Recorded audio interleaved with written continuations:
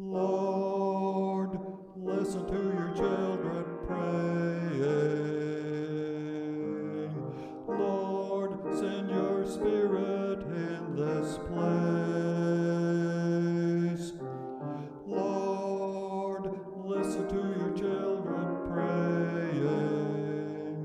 Send us love, send us power, send us grace. Well, happy Monday, everybody.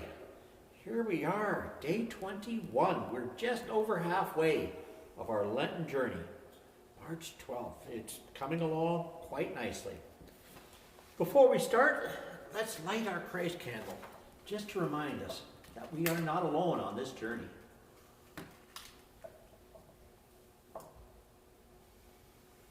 Christ journeys with us, guiding our steps every step of the way. The light of Christ. Today's reflection is called Clear Cuts. It's written by David Montague. The reading that David chooses for this is out of the prophet Isaiah, Isaiah 51, 1-2. Listen to me, you who pursue righteousness and who seek the Lord. Look to the rock from which you are cut, and to the quarry from which you were hewn. Look to Abraham, your father, and to Sarah, who gave you birth. When I called him, he was the only one man, and I blessed him and made him many. And as David reflects on this particular passage, there are moments in our lives when God opens up new views, opinions, and spaces for personal and professional growth. Abraham experienced such a moment, or cuts, as I interpret them, meaning moments that, even if we do not immediately realize their profound implications and possibilities for our future, they transform our perspectives and our lives. Cuts are those tough moments that become clear only once time passes and we can look back at them from a distance, acknowledging that although God's love seemed not to be present in the moment, God's grace and blessings were always with us.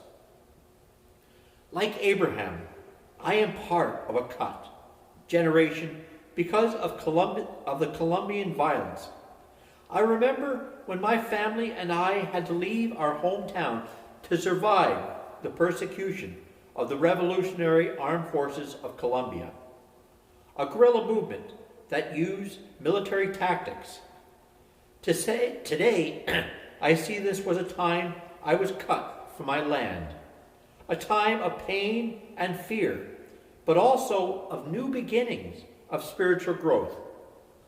I am only one man, but God's grace has held me, even when I could not see how my future was being forged.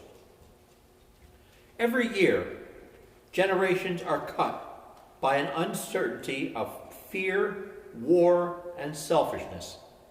Yet, our hopefulness as Christians encourage us to see unexpected changes as a possibility for transformation and recreation. These days of reflection offer a time to think about the places where God is calling us to new beginnings, even as we are struggling with the fear of being cut by changes and challenges in our times. And some things to think about from that particular reflection. When have you felt cut by a particular circumstance in your life? And what have you learned from that experience? And what can you do as an individual or as part of your community of faith to support someone feeling fear or confusion because of unexpected circumstances? And let us close out with a prayer. God of grace, we ask you for your presence with those who are feeling abandoned, those who do not see how their difficult situation can be a moment of transformation to a new life.